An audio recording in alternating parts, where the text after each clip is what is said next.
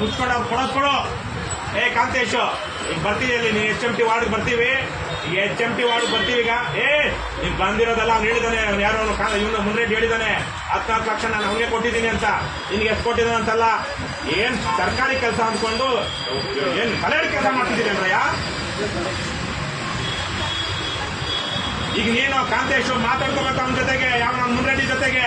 ಈಗ ಸಂಜೆ ಒಳಗಡೆ ಅವ್ನು ತಗೊಂಡೋಗಿ ಉಮಾದೇವಿ ಕಾಲಿಗೆ ಬಿದ್ದು ವಾಪಸ್ ಮಾಡ್ಲಿಲ್ಲ ಅಂದ್ರೆ ನಿನಗೆ ಜೈಲ್ಗೆ ಹಾಕಿಸ್ತೀನಿ.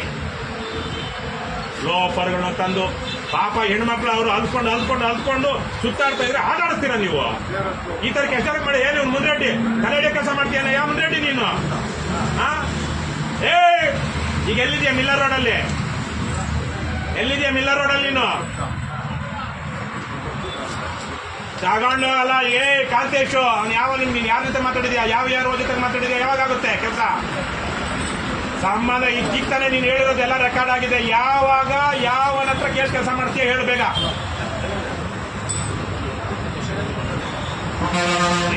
ನೀನ್ ಅಲ್ಲ ಕಾಂತೇಶ್, ನೀನ್ ಕಟ್ ಮಾಡ್ಬೇಡ, ಹೇಳೋದು ಕೇಳಿಸ್ಕೊ. ಯಾರ ಜೊತೆ ಮಾತಾಡಿ ಯಾವಾಗ ಕೆಲಸ ಮಾಡ್ಕೊಡ್ತೀಯ? ಯಾವಾಗ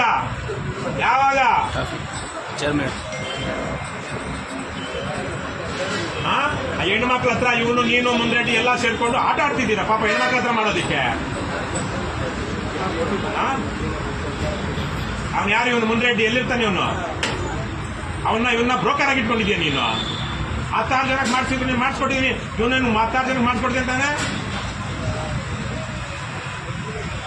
ನೀವು ಇಬ್ರು ಮಾತಾಡ್ಕೊಂಡು ಮುನ್ರೆಡ್ಡಿ ಮಾತಾಡ್ಕೊಂಡು ಈಗ ತಕ್ಷಣಕ್ಕೆ ಯಾವಾಗ ದುಡ್ಡು ಕೊಡ್ತೀಯಾ, ಏನ್ ಕೊಡ್ತೀಯಾ, ಯಾವಾಗ ಆಗುತ್ತೆ ಅಂತ ನನ್ಗೆ ಫೋನ್ ಮಾಡ್ಬೇಕು ಈ ನಂಬರ್ಗೆ.